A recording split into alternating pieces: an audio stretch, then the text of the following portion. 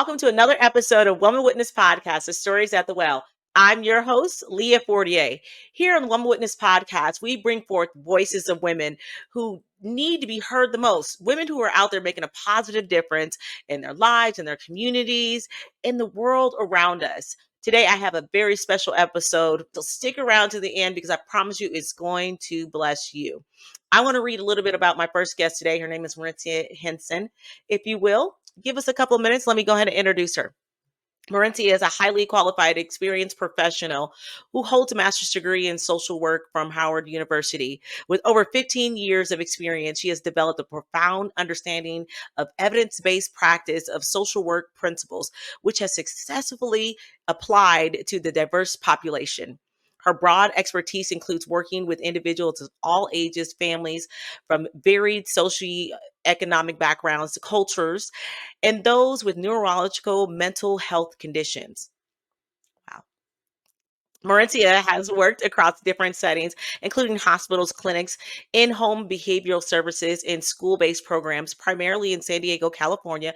What's up, Cali? In Washington, D.C. Apart from her social work experience, Merencia is also a published author of several Christian devotionals, self-help children's books aimed at helping individual families, children navigate life's challenges. Merencia's professional experience also includes facilitating various group sessions, such as parent and family support groups, as well as meditation and mindfulness groups, excuse me. Recently, she had created and led a successful parent support group at a Christian private school where her daughter attends. Wow, cannot wait to hear about that. The group consisted of 10 like minded parents, all aiming to raise their children in a godly way. Merencia plans to continue these groups and hold monthly meetings for parents of elementary, middle, and high school age students. Please give a warm welcome to my guest today, Merencia Henson. Hey, Merencia. Hi, good afternoon. Thank you so much for this opportunity. I'm so blessed and so excited to be here. Well, I am blessed and excited to have you here. I was blown away by your attention to detail. I don't tell a lot of people this, but let me just let you know. To God be all the glory. And I don't say this at all to boost on anything about me, but God has blessed me with opening this platform, which allows women to come and share their story and share their truth. And you recently contacted us. Not only did you contact us with your story, with your bio, with everything that you had to say, and you got in and you are in a slot that opened up for 2 minutes and you were in it. And I'm so grateful that you did. And I can't wait, cannot wait for you to pour it this well.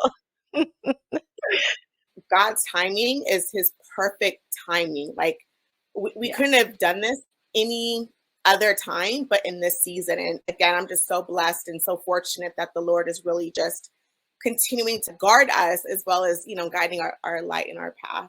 Yes, absolutely. Absolutely. To God be all the glory. Moretti, I want to thank you so much for being here. And we're excited. I'm very excited to delve into your story, into this special topic. Could you tell our listeners? I know I just read everything, but I want you to tell our listeners a little bit about who you are in your journey. So again, I'm from San Diego, born and raised here. I have two brothers. I'm really close with my family. I definitely come from two sides of family. I'm Black as well as Mexican, very diverse. And so Okay. I come from a family where it's all about thriving, right? It's about educating yourself, going the extra mile. And so living in San Diego, I always felt stuck in my Yeah. career, being the only minority woman in the field of social work and behavioral services. And Wow. so after I got my undergrad degree, several Mhm. years later, I was like, God, like, I need to get out. I need to get out of my comfort zone. One of my mantras in life, as well as what I share with my clients, is that the real healing and growing doesn't start until we can feel comfortable being uncomfortable. So I literally applied to three graduate school, Cal State San Jose, Cal State LA, and then Howard University. And the Lord opened it up for me to go to Howard. And I can honestly say that the 5 years I was there in DC, the master's program was 2 years. I grew tremendously. I mean, spiritually, mentally, emotionally. I can honestly say, like, even through like my trials and tribulations as a child with my dad, which is it's a blessing now that we're close now, as well as I'm dyslexic. So I've always had to have a race, right? I was always trying to chase after my education because I had to work 3 times as hard as somebody else. But how God works, my personal and my professional experiences, it's always been my testimony in one way or another to heal and to bless other children and families because we need it. And we live in a world right now where it's difficult to raise kids, right? And so if we Yeah. can branch out and write books, have our own business where we cannot put God in a box anymore, and we Yes. can really expand of where God wants us to be. I think that's why we're here on earth. Yeah. Yeah. Mauricia, you hit And on I a also lot. have a daughter as well. Say it again. And I also have a 5-year-old daughter as well. Oh, I love it. And I think they encourage us in ways that we don't even understand. You said something. I want to kind of go back and I want to touch on it. Wasn't in my notes, but you said about your childhood. Now, did you grow up with your dad? Did your dad raise you? Your mom raised you? Did you grow up in both cultures? I was raised in both cultures, San Okay. Diego, as well as I have a lot of family in LA as well. My parents divorced when I was, I want to say 4. So my Okay. brother and I would see our dad every other weekend. Hmm. But if I could be transparent, and I really feel Hmm. again, this is the seasons I've really been healing from, just being more open and more vulnerable. Yeah. I had daddy issues, right? Like my dad was Yeah. present, but he wasn't really present. I felt like I Yeah. was always chasing after my dad's love. I was always chasing Mhm. for his acceptance, for the love, attention that I felt like I was getting from my dad. But Mm. thank God that I had a mom that was my rock, continues to be my rock, and my family. But as we get older, we realize things that we didn't realize before, right?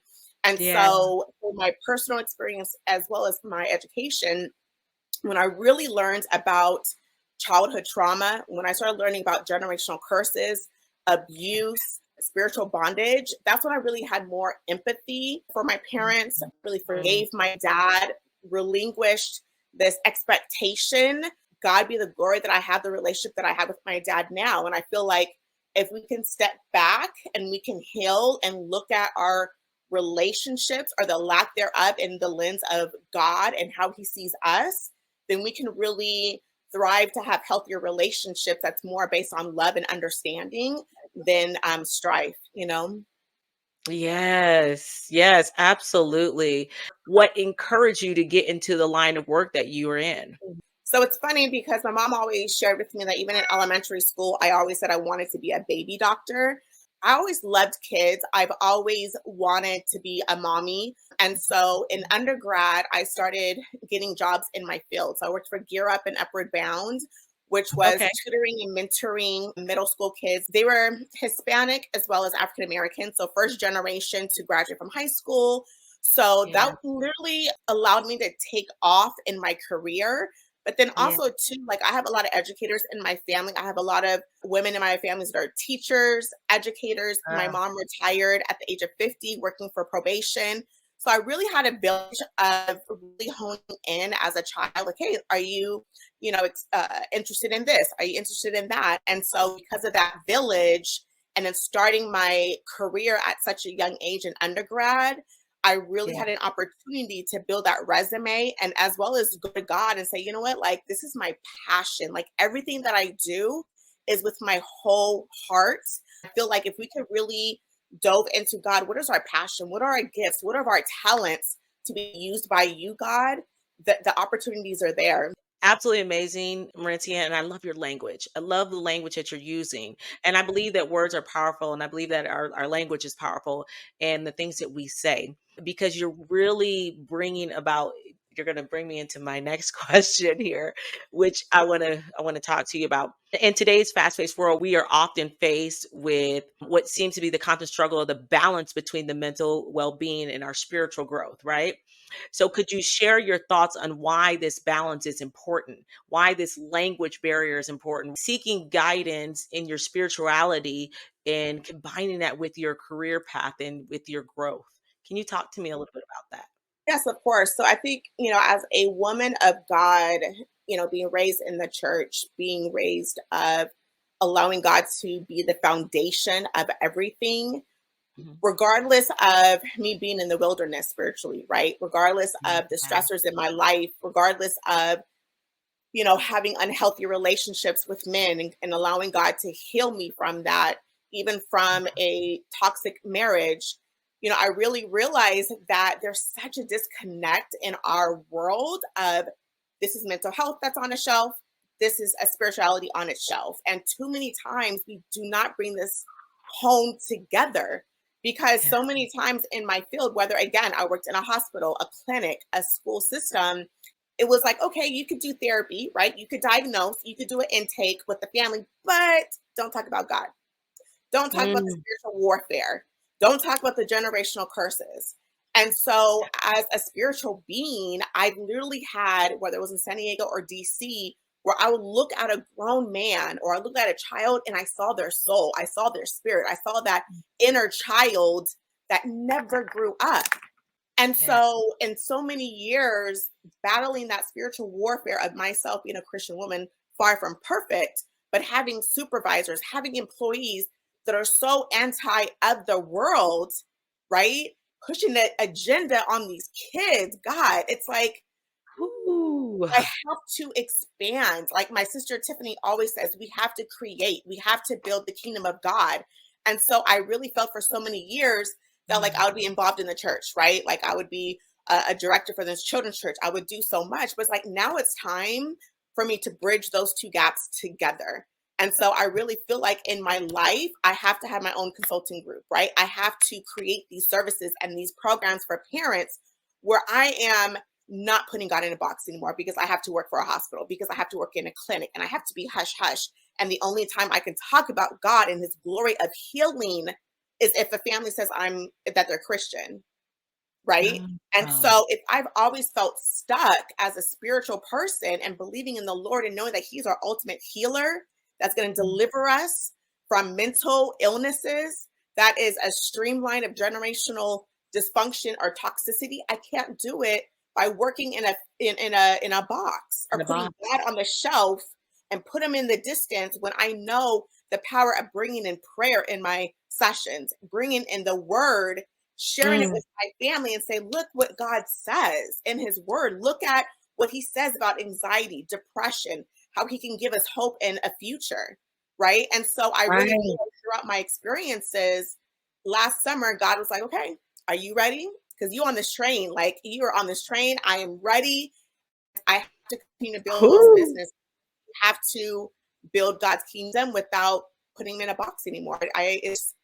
Especially this day and age and what our society is trying to do with our children, our families, and trying to, remove that in our Yeah. lives. Yeah. Whoa. Oh my gosh. I'm trying to tell you, when I read and I looked into you, I see something there. I feel your energy, I feel your passion, and I believe that's what it's all about. It's all about passion. It's all about energy, and it's all about being led by God, because He will open the doors for you. And you said something about a train, but we ain't gonna talk about that right now because we don't have time. But I'm glad you got aboard that train, okay? Okay, so you mentioned in your initial application, let me quote what you said, and this got my attention. You said, "Not only do I have a professional experience and expertise in mental health and spiritual well being, but my personal testimony of God continuing to heal and restore me from my past life stressors, anxiety, and depression allows me to connect with so many women and mothers. Personal stories bring connections to so many communities and help support other women who may be experiencing the similar life challenges." So, talk to us a little bit about your personal testimony. What was that personal testimony that you have been given to help or to prepare you in this walk that you're doing right now and helping others? So I kind of discussed a little bit about that in the sense of I felt like before I was truly healed, I was always in a marathon in life. I always was trying to chase men, right? I was chasing my Mhm. education. I was chasing career, because one of the things I thought I could control really was my education, right? Like I have tenacity. Yeah. I'm a hard worker. So I knew I was good in the career area. I knew I was good at education, but we can have a relationship with God, but if we don't heal our inner child, if we don't heal our daddy wounds and we keep chasing the world, we keep chasing men instead of, I finally realized, like, you know what? I need to stop chasing something that will never give me full purpose in life, right? Like, so it wasn't until, I had a daughter, and thank God that even my daughter's father, even though we're not together, we have a very healthy co-parenting relationship. His family is my family is his family. And so, with having a daughter, just like, we are their role models, right? They see everything, they hear everything. And then through, like I shared earlier, toxic marriage and a divorce, I was like, God, I'm done. Like, I really realized that in this season that God has allowed me to have another chance being single in this singleness. Girl, when I tell you I'm doing it completely different, and it's like I'm focusing on myself, I'm focusing on my daughter, I'm focusing on God, and I thank him daily that my healing that I had to go through is allowing me to be in so much peace where I don't have the anxiety, I don't have the depression where the enemy was trying to always be in my ear of I'm not going to be good enough. No man's going to want you. Like you're not going to be, the best woman or wife. And it's like, devil, you are a liar. A You are liar. a liar. And so, Mm. through my testimony and through my experiences, it's like, let me stop running. Let me stop. Let me date myself. Allow me to focus on you so that these books that I'm creating, this business, is I can help other women that are like, I'm feeling depressed. I'm feeling overwhelmed. I just got through a divorce. I don't know what to do. I'm a single mom. I'm trying to co-parent. It's not working out. Let me share with them how it is to co-parent the right way. Let me share with a woman that is trying to balance being a full-time mother, being a full-time professional like myself, and give them Yeah. hope. So again, I Mm. think just the things that I've had to overcome in my life, I'm turning it around for the good instead of Yeah. allowing the devil to use it as like push A me down. weapon. No, exactly. I'm going to use it for the good and to share everything that I had to go through up to now to give somebody else hope, to give another parent something that I did not have before. And so they can stop those generational curses. So they can stop that spiritual bondage quicker than maybe it's 5 years and they stopped it instead of 30, 40 years. And so much more has came around. And so if we don't use our voice, if we're not advocates, what are we doing in life? What are we doing? So the last thing that I really had to like seal the deal for my healing is to learn how to be vulnerable, to share my testimony without the guilt, without the shame, without the embarrassment. Yeah. Yes. Wow, Merencia, such wise, wise words in your testimony. I'm blown away. But I want to. I just want to say this. I have to highlight. You said you stop running, stop running, you stop running. So often we want to run, especially when you know what God has put in you, right? And you want to run after it, and we want to control it, right? That's for me. That's for me. I'm talking about myself here. And we want to control it, and we feel the harder we run after it, the more we work for it, the more we beat it into submission, it's going to happen for us. And I hear you saying, and loud and clear, this is something that I think that even me now, God has a funny way of doing things. He shows you a little glimpse of yourself, right? And you like, I know how to do it, right? But he makes you stop running. Hmm. Hmm. And and Okay. and That and was for well, me. and when and that's why when I was sharing with you about the Mhm. train, God's like, instead of running, Marcia, jump on this train. Let me be your Cause I'm gonna take conductor. you there. Let me be the conductor of your life. Okay, let me buckle up. Let me get on this train. Let me put my feet up. Let me continue to do God's word, and I'm done. Like, wouldn't you rather be the passenger sitting down and allowing God to be the conductor of your life, knowing it's going to go to the land of milk and honey? Girl, And come we're on. not going to be picking up stragglers along the way. No. Like, if you're not on this You're train, right. You're I'm right. sorry, I'm not going to pull myself down for somebody else. You know what I mean? In the sense of like, we're Right. not going to help No, I each get other it. up. I'm not doing it anymore. Oh, Maritza, you come with so much fire. You come with so much will. And I know I'm being blessed off of this. And those who are listening, I want, if you are in a place where you are down or you are stuck or you are running, listen to these words. Stop running, get on that train and ride it through. Maritza, tell me, how do I do that? How do I do it? I know how I did it, but how did you do it? It's hard. It's hard to take your hands off of it. It really is. I think one, having a daughter, Okay. two, knowing that God has again given me a second chance of being single. And if we only Mm. have one life to live, I have to make it the best life for not only for myself, but for my daughter. It's going to therapy. It's learning about how to be vulnerable. It's learning about placing and being consistent with healthy boundaries with Yeah. myself, and relinquish that self control, whether that's with your parents, whether it's with your family, your friends. And again, I think that it really helped that I am a clinician, right? It does help that like I have the Mhm. coping skills, but I think it's also about finding what works for you, finding what works when it comes to your self care, finding what works of who is your village, who is that you can Yeah. trust, having that community where there's only two people or three, because it's about the quality, not the quantity, right? And Amen. knowing that, okay, Yeah. God, I'm done. And so many times, because we are human, we're not perfect. We have to go through some things. But I Yeah. realize it's like, you know what? If I have someone that's looking up to me now and I know how much more God has in store for me, I don't want to be selfish. I don't want my Mhm. daughter to go through what I had to go through. Why not teach her the coping skills? I mean, my daughter just turned 5 and she will literally sit in her calming area that I created for her. She will do her grounding techniques by herself. She'll ask her, Mm. Mommy, can I get a calming hug? Or Mommy, I need to sit down and zen out, she will say, or my meditation. And it's like, that's how I'm breaking those generational curses, right? That's Yeah. how I'm teaching other women, other parents what to do, because I'm like, I have to stop these generational, I guess not really, I wouldn't say they're all curses, but just a different Yeah. way of living. It's just a different way Behaviors, of right. living. Hmm. Right. Right. Man, I hear you so loud and clear, and I do believe that that is the best way.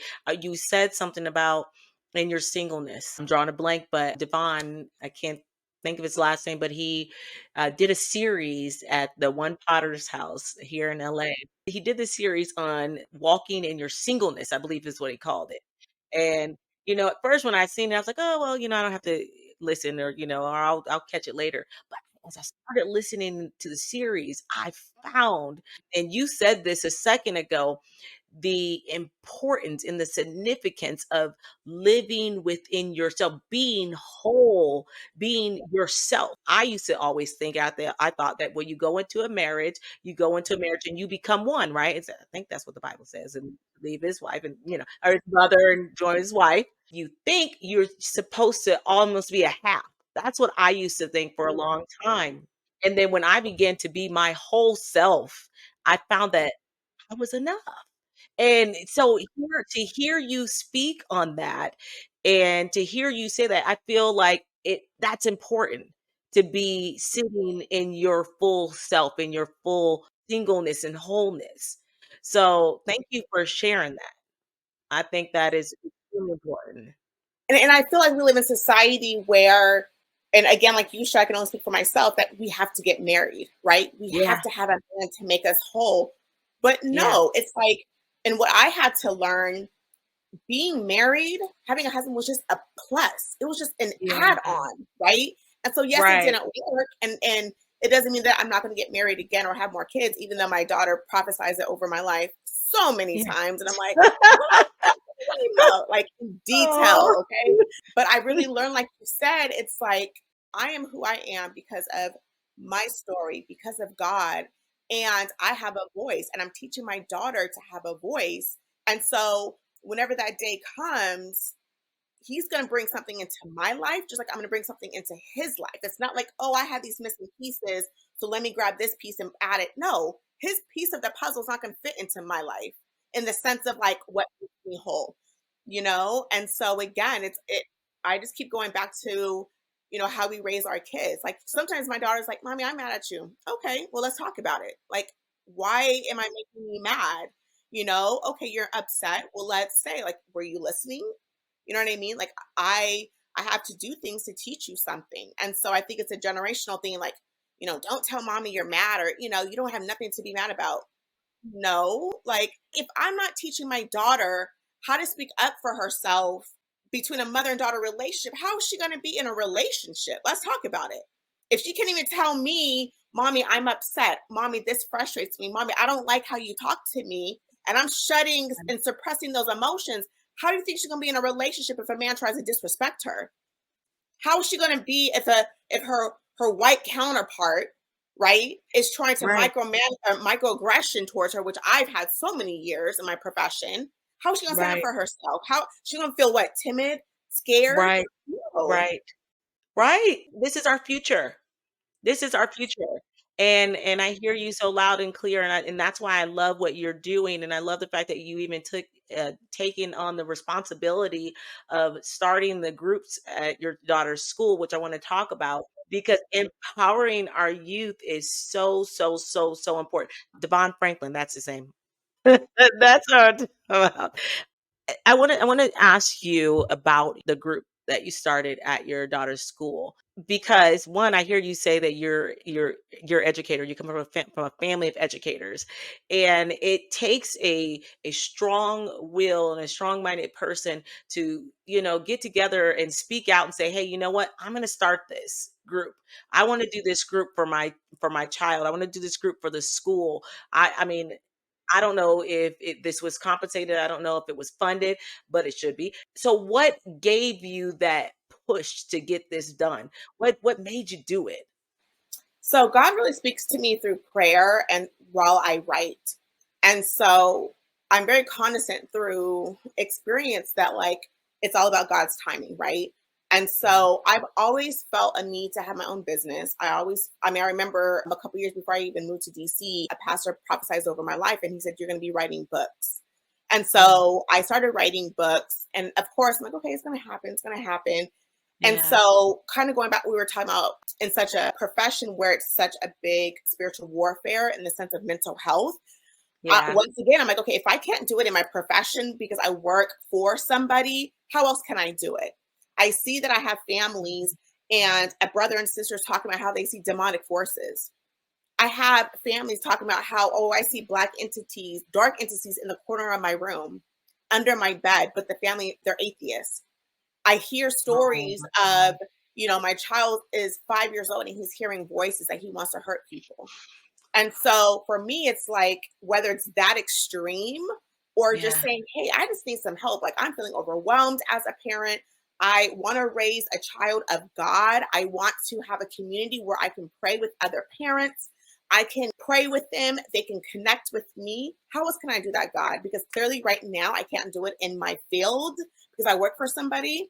And so I wrote it down and it really came to tuition just a couple months ago. And I talked to the director and I was like, hey, like, can I just pitch something to you? Even though I am starting my business, I would love to start this parent group. She ran with it. She's like, we've been needing somebody like you for the longest time. And just like you said, like, I've always had to work so hard because I'm dyslexic. When you're almost 40, you're just like, look, this is what I want to say. Let me say it professionally. Let me put yeah, it out there. It is what yeah. it is, See what right? happened. Yep. Yeah, exactly. So I prayed on it. I had some time opening up in my life.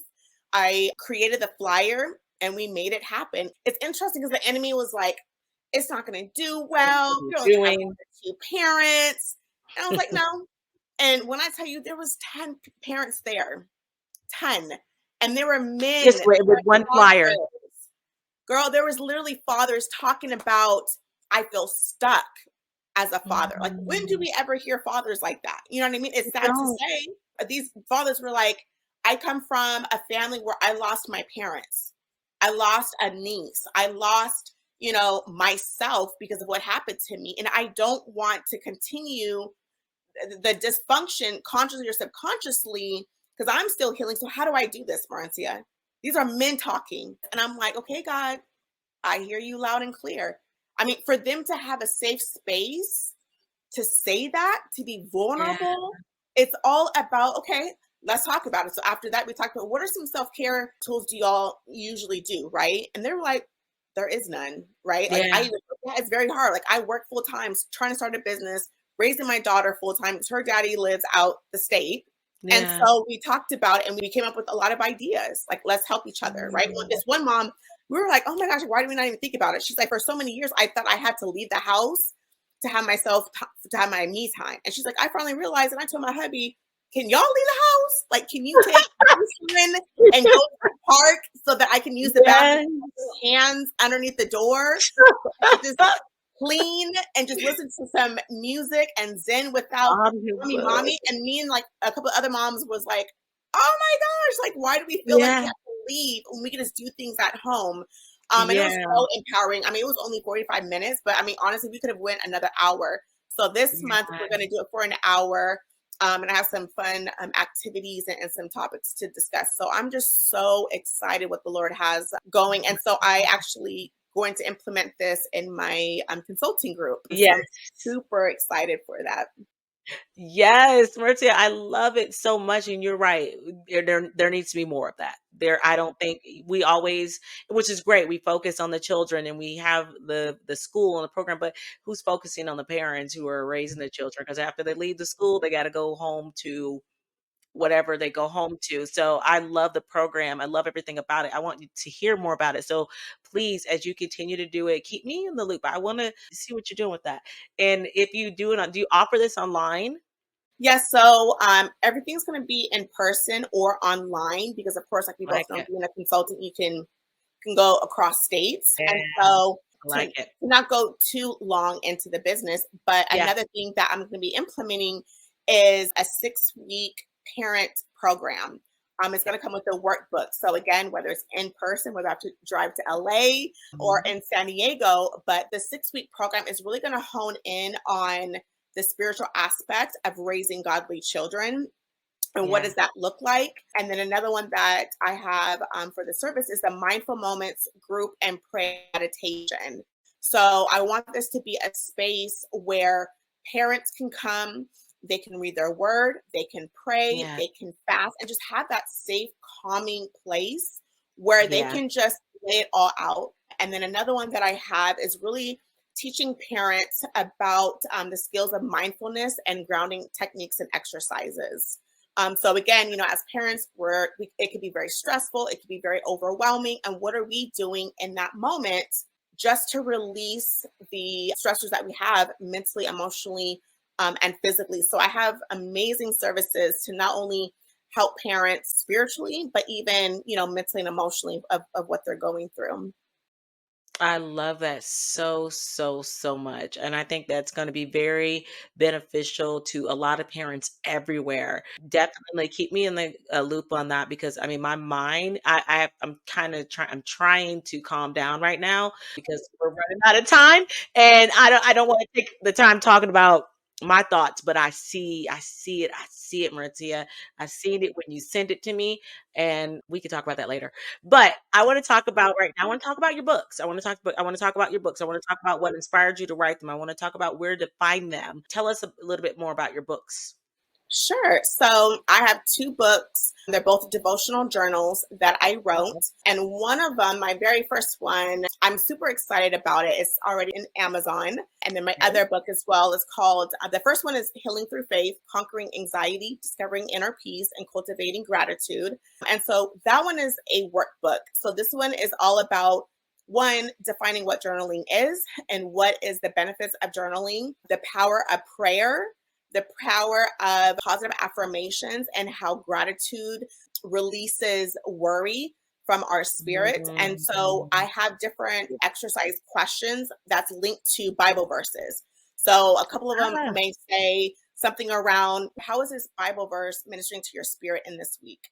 What are some things that you can do to cultivate more gratitude into your life?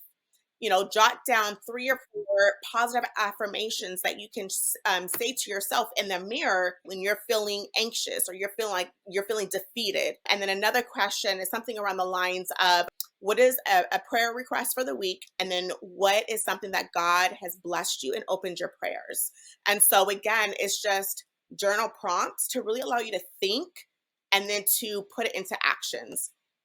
And so the other one is called Faith in Ink Creative Journal. So that's 300 pages blank. And so with that one, it's more of journaling, right? So whether it's journaling your thoughts, your feelings, as well as journaling your business plans that God puts on your heart. And so that's just more like the free writing, Mm. because I have experience where, when was it? I want to say like 3 months before I went to DC, on my hands and knees, praying, had my prayer shawl, just that free, the Yes. free writing. And God literally said, oh, I get the chills even thinking about it. He said, "You're going to have a daughter." He literally said that. He's like, "Your first child is going to be a girl." In that same prayer, as I'm journaling, God, oh, I just get so emotional of how God is. He Mm. literally wrote down the name of the church that I was going to attend when I went to DC. He literally told me in that same prayer moment that I was going to work at that church and to help their child development center. Went, flew, moved to DC, didn't know anybody, had the money in my pocket, went out there. Do you know when I looked up the name of the church, it was only 2 blocks away from Howard? Never, Wow. never even heard of this church. But again, through journaling and praying and fasting, God revealed it to me. And so, fast forward, attended the church. I was the assistant director for the Child Development Center for I was like 8 months or so before I actually started at Howard. But again, that's just a prime example of the power of prayer, power of fasting, and journaling. Yes. I And love so that. my third book, which I'm almost done completing, I'm super excited about. It's called A Mother's Guide to Nurturing Self-Care. And so I'm super Mm. excited. That one should be coming out in the next 2 weeks or so. And then the other one is the Thriving Families Workbook. So that's the workbook that I'll be implementing into the 6-week program for parents.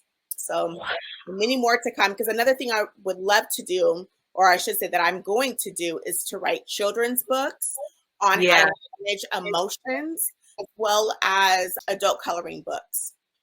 Yeah, that's perfect for teens too. Man, Marcia, you are just so wise. When I would pray, I would always ask God, God, make me like Solomon. He was so wise. And I love meeting like-minded people because you are so wise. One thing that I love that you do, and I hear it throughout the whole entire interview, throughout your whole bio, you actually put forth action to your prayers, so your visions that God has shown you.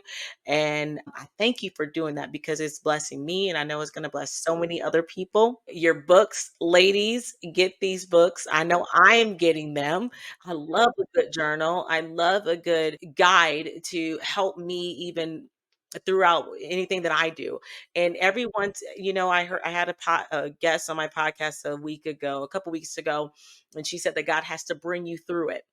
And once he brings you through it, then you turn around and you share it with others. And I hear that in everything that you're doing.